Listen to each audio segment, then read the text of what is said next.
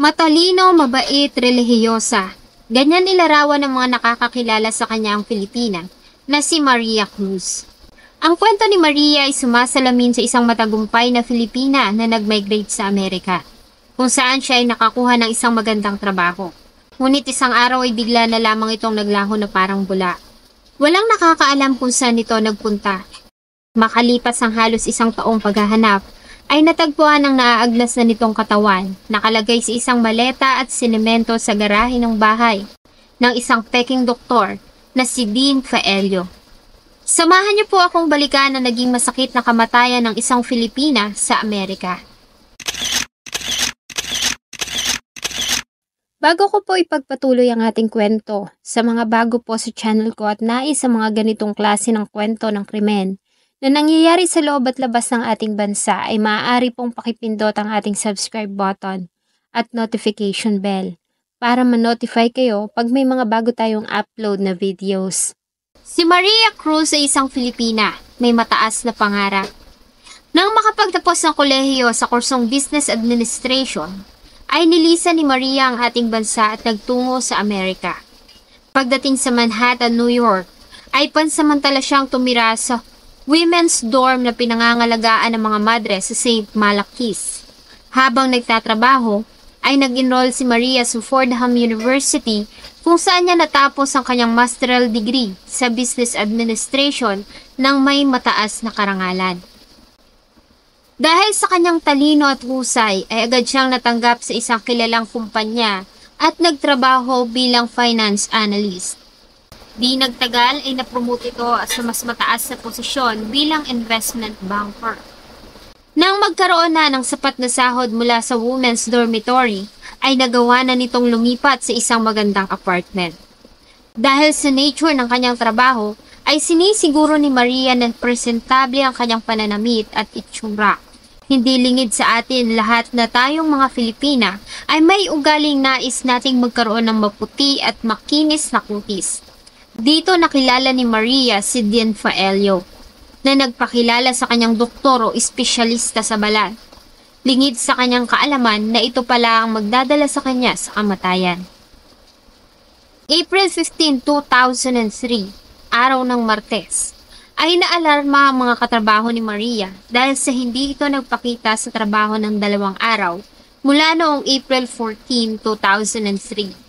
Kilala nila si Maria na responsible at hindi nito ugali ang hindi pagpasok sa trabaho ng walang dahilan. Tinawagan nila ito subalit hindi ito makontak, kaya naman nagdesisyon na ang kanyang tito na nakabase din sa Manhattan para puntahan siya sa apartment. Sa pintuan ng apartment ay bumungad agad sa kanya ang mga newspapers. Ibig sabihin ay wala si Maria sa tinitirhan at walang nakakaalam kung saan ito nagpunta. Kaya naman humingi na ng tulong ang kanyang tito sa mga pulis. Kasama ang ilang mga police officers ay nagtungo sila sa apartment ni Maria. Pinapasok sila sa loob ng security, kung saan ay sinubukan nilang maghanap ng clue kung saan nagpunta ang Pilipina. Subalit bigo sila na makakita ng information na makakapagsabi kung saan ito nagpunta. Mula Pilipinas ay nagtungo ang pamilya ni Maria sa New York para tumulong sa paghahanap. Nagsimula silang magdikit at mamigay ng mga flyers na may larawan ni Maria. Nakalagay sa nasabing flyers na kung sino man ang makakapagbigay ng informasyon tungkol sa kinaroroonan nito ay handa silang magbigay ng $25,000 na pabuya. Nagsimula namang mag-imbestiga ang Missing Person Police Department ng Manhattan, New York sa misteryosong pagkawala ni Maria. Sinubukan nilang itrack ang mga huling sandali nito sa kanyang apartment building.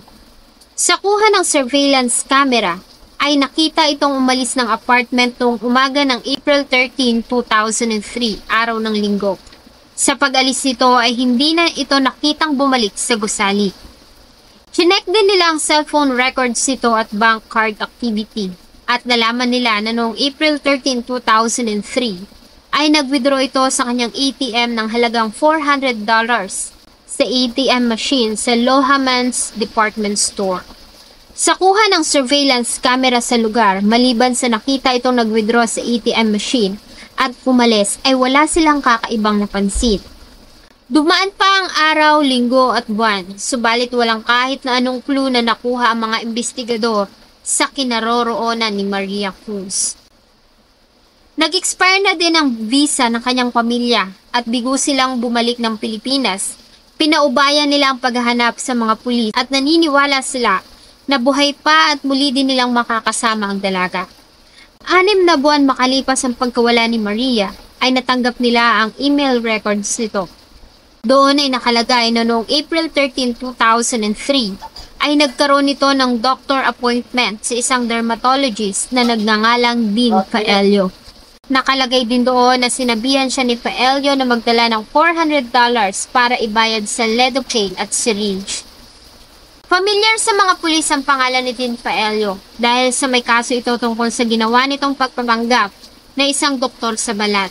Kaya naman malakas ang kutob nila na may kinalaman nito sa pagkawala ng Filipina. Sino si Dean Faelio?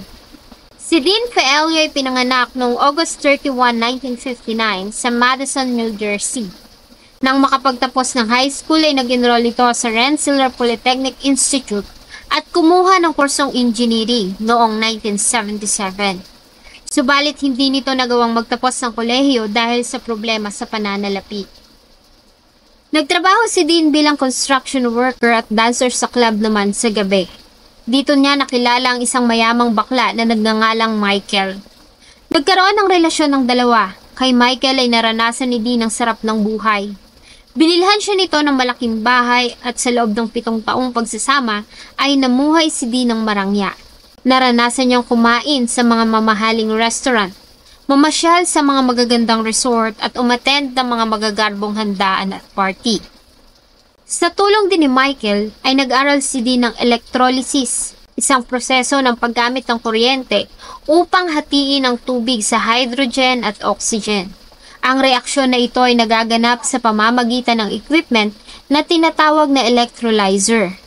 Subalit hindi niya natapos ang pag-aaral dahil namatay si Michael na magkaroon ito ng malubhang karamdaman. Sa pagkawala ni Michael ay nawalan din si Dean ng means para sa kanyang financial support.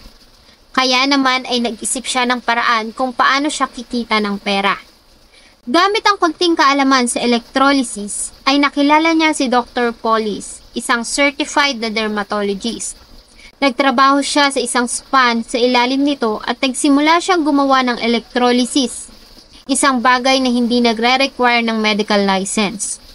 Habang nagtatrabaho sa spa ay nagkaroon siya ng interes sa trabaho ni Dr. Paulis, tulad na lamang ng laser hair removal at cosmetic surgery, mga bagay na kinakailangan ng certification at lisensya bago mo maaaring gawin. Hanggang sa isang araw ay bigla na lamang itong magpaalam, sinabi niya na may malala siyang sakit at may taning na ang kanyang buhay. Nais niya lamang umanong umuwi sa kanyang mga magulang sa Florida, kung saan niya hihintayin ang kanyang katapusan. Subalit ang lahat ng iyon ay pawang kasinungalingan. Dahil makalipas lamang ang ilang linggo, ay nakita ni Dr. Paulis sa isang advertisement sa New York Magazine ang pangalan ni Dean Faelio. Sa nasabing advertisement, ay nagpakilala ito bilang isang certified na laserist at lisensyadong doktor sa balat. Kabilang sa mga serbisyo na kanyang in-offer ay ang blood vessel removal o mga varicose vein, laser hair removal, laser skin treatment, tattoo removal at facials, mga bagay na kinakailangan ng labis na pag-iingat at tanging mga lisensyadong doktor lamang ang maaaring magsagawa. Mas lalo pang naalarma si Dr. Paulis nang makatanggap siya ng tawag mula sa isang medical insurance group. Tinanong siya nito kung bakit siya nagre-reseta ng sobrang dami ng Estadol, isang gamot na kadalasang ginagamit bilang pang-spray sa ilong. Ang sobrang paggamit nito ay may epekto na katulad sa pinagbabawal na gamot. Bagay na ipinagtaka ng doktor dahil sa maingat siya sa kanyang ginagawang prescription, lalo na sa mga malalakas na dosage ng gamot tulad ng Estadol. Nang matanggap niya ang nasabing prescription, ay nakita niya na ang nakalagay na patient name ay si Dean Faelio. At sinabi ni Dr. Paulis na ninakaw ang kanyang prescription at dinaya ang kanyang signature. Si Dean Faelio ay kinasuhan sa ginawa niyang pandaraya noong January 1999 at pinarusahan ng 3 taon na probation at drug rehabilitation. Subalit hindi doon natapos ang lahat dahil sa ginawang investigasyon ng mga pulis ay napag-alaman nila ang ginagawa nitong pagsasagawa ng mga dermatologist services kahit na wala itong lisensya at sapat na kaalaman. Kaya naman siya ay muling inaresto noong October 2002. Bagamat nakulong ay agad din itong nakalaya matapos na makapagpiyansa sa tulong ng bagong karelasyon na si George Beck. Sinara ni Dean ang kanyang clinic na Skin Ovation at muli itong nabaon sa patong-patong na pagkakautang, dahilan para lalo nitong abusuhin ang paggamit ng pinagbabawal na gamot. Sa lahat ng ito, hindi siya iniwan ni George Beck. Ito ang nagbabayad ng lahat ng bills ng bahay at maging ang ilang pagkakautang ni Dean. Bagamat may kinakaharap pang kaso, ay hindi dito nahinto ang panloloko ni Dean Faelio. Nang magsara ang kanyang clinic ay patuloy siyang nagsagawa ng iligal na paggamot. Ang mga customer niya ay kinukuha niya sa tulong ng internet at isa dito ang Filipina na si Maria Cruz. Agad na hinanap ng mga investigador si Dean Faelio para tanungin tungkol sa pagkawala ni Maria. Subalit tulad ng Filipina ay walang nakakaalam kung saan ito nagpunta. Nang hindi ito maka-attend sa court hearing tungkol sa kanyang kaso noong June 2003, ay agad itong hinanap at sa tulong ng Attorney General's Office ay napag-alaman na umalis ito ng New York at nagtungo ng Costa Rica. Samantala, habang abala ang mga investigador sa pagtagpi-tagpi ng impormasyon sa kaso ng pagkawala ni Maria Cruz, ay nakatanggap sila ng tawag mula sa dating karelasyon ni Dean Faelio na si George Beck. Si George Beck ang naging susi para tuluyan ng matagpuan ang nawawalang Pilipina. Ayon kay George Beck, ay galit siya kay Dean Faelio dahil sa bigla na lamang siya nitong iniwan, gayong malaki pa ang pagkakautang nito sa kanya. Ayon kay George ay mahal niya si Dean Faelio at tinulungan niya ito noong mga panahong lugmok ito at nakakaranas ng depresyon. Ayaw niya itong mapariwara at tuluyang sirain ito ang sarili, subalit sa huli siya ang sinira nito at biglang iniwan. Bagamat noong unay wala siyang alam sa pagkawala ni Maria Cruz. Ayon kay George ay tumawag siya sa mga pulis para magpatulong kung ano ang gagawin para masingil si Dean Faelio sa pagkakautang nito sa kanya ng $85,000. Ayon kay George, habang naglilinis ng gamit ay nakita niya ang isang black gym bag na pagmamayari ni Dean. Nang buksan niya ang nasabing bag, ay nakita niya sa loob nito ang isang bag ng babae. Binuksan niya ito at nakita niya ang isang wallet na may lamang ATM, bank cards, credit cards, lisensya at ID ng isang babaeng nagngangalang Maria Cruz. Noong una inakala niya na baka gumagawa si Dean ng credit card fraud, kaya niya ito inireport sa mga pulis. Nagbabaka sakali siya na makakaganti na siya sa ginawa nito sa kanya. Subalit nagulat na lamang siya nang malaman mula sa mga investigador na matagal na nilang hinahanap si Maria Cruz at napag-alaman nila na ang huling tao na kinatagpo ng Filipina ay si Dean Faelio noong April 13, 2003. Dito na napagtagpi-tagpi ni George Beck ang mahahalagang impormasyon na makakapagturo sa kinaroroonan ni Maria. Naalala niya na noong April 13, 2003 ay nakatanggap siya ng tawag mula sa isang kaibigan nila ni Faelio. Sinabi nito sa kanya na tumawag si Faelio at nagtatanong kung ano ang dapat gawin sa pasyenteng nakakaranas ng anaphylactic shock, isang pambihirang kondisyon kung saan ang katawan ng pasyente ay nagkakaroon ng allergy reaction at ito ay maaaring nakamamatay kung hindi maaagapan. Kaya naman pinayuhan si Dean ng kaibigan nilang doktor na tumawag ng 911 at dalhin ang pasyente sa pinakamalapit na hospital. Makalipas pa ang ilang oras ay muli silang nakatanggap ng tawag mula rito at sinabi na okay na ang pasyente matapos niya itong madala sa isang lokal na hospital. Sinabi din ni George Beck sa mga investigador na noong panahong iyon ay katakataka ang kinikilos ni Dean. Lagi itong balisa at wala sa sarili. Malimit din ito na nagkukulong sa loob ng kanyang garahe. Minsan ay na-curious siya at pinuntahan ito. Nadatnan niya ito na may sinisemento sa sahig ng garahe. At nang makita siya ay nagalit ito at itinaboy siya palabas. Dito na nagkaroon ng clue mga investigador sa maaaring kinaroroonan ni Maria Cruz. Gamit ang mga ebidensya at statement ni George Beck ay agad silang nakakuha ng search warrant sa dating bahay ni Dean Faelio na noon ay pagmamay-ari na ng ibang tao. At noon ngang February 18, 2004, dala-dala ang mga cadaver dogs ay nagsimula silang maghukay sa garahe ng bahay. Dito ay nagawa nilang mahukay ang isang itim na suitcase at sa loob nito ay natagpuan ang naaagnas na katawan ng tao na nakabalot sa itim na garbage bag.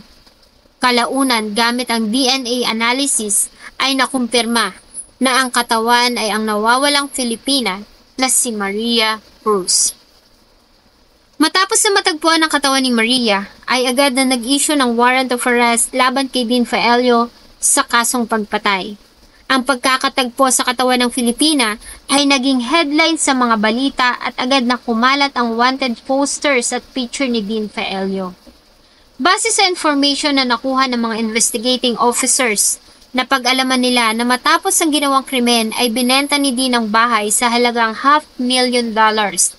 At noong September 2003, 5 buwan bago ang pagkawala ni Maria, ay nilisan nito ang New York at nagtungo sa Costa Rica gamit ang 3-month tourist visa. Agad na nakipag-ugnayan ng mga pulis sa Interpol sa Costa Rica at noong February 26, 2004 ay inaresto si Dean ng mga Costa Rican police sa isang resort sa Guanacaste sa kasong overstaying dahil sa pasuna ang kanyang visa. Ayon sa investigasyon, ay nagstay si Dean Faelio sa Guanacaste kung saan ay namuhay siya ng marangya, isang magandang kwarto at tinatayang gumagastos siya ng $500 kada gabi. Malimit makita sa bar kung saan niya pinagmamalaki na siya isang doktor sa New York. Doon ay may nakilala siyang mag-asawa na napalapit ang loob sa doktor at tumulong sa kanya. Habang nakakulong sa Costa Rica, ay sinubukan ni Dean na pigilan ang extradition. Sinubukan ng kanyang abogado na i-process ang adaptation paper ni Dean. Sa plano ay aampunin siya ng mag-asawang Costa Rican para magkaroon siya ng citizenship. Base kasi sa extradition agreement sa pagitan ng Costa Rica at United States, ay nakalagay na walang Costa Rican citizens ang maaaring i-extradite sa US. Bagamat ang planong ito ay hindi gumana dahil hindi ito pinayagan ng hukom. Dininay nito ang adaptation process. Ayon sa kanila ay di hamak na matanda o may edad na si Dean Faelio kesa sa mga mag-aampon sa kanya. Kaya naman noong May 2005 ay ibinalik si Dean Faelio sa New York kung saan niya haharapin ang patong-patong na kaso. Kabilang na dito ang pagpatay sa Filipina na si Maria Cruz. October 2006, 3 taon makalipas ang pagkamatay ni Maria, sa ginawang pre-trial hearing ay inamin ni Dean Faelio sa Manhattan District Supreme Court na nagtungo sa kanya si Maria noong April 13, 2003 bago ito mawala.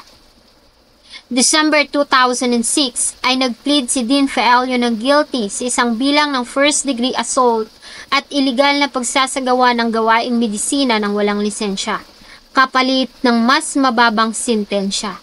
Dahil nag-plead ng guilty ay hindi na nagkaroon ng mahabang pagdinig at si Faelio ay hinatulan ng 20 taong pagkakakulong. Siya ay piniit sa Attica Correctional Facility sa New York. January 2022, makalipas ang 18 taon na pagkakakulong, si Dean Faelio ay muling nakalaya matapos na mabigyan ng parole. Sa interview sa media makalipas ang mahabang panahon, ay muling isinalaysay ni Dean Faelio ang buong pangyayari sa pagkamatay ni Maria. Ayon sa kanya, ay sariwa pa sa kanyang alaala ang buong pangyayari. Nakilala niya si Maria Cruz nang minsan ay nagpunta ito sa kanyang klinika. Una nitong pinatanggal ang mga black marks sa hita nito. Ang proseso ay ginawa nila ng 10 hanggang 15 sessions.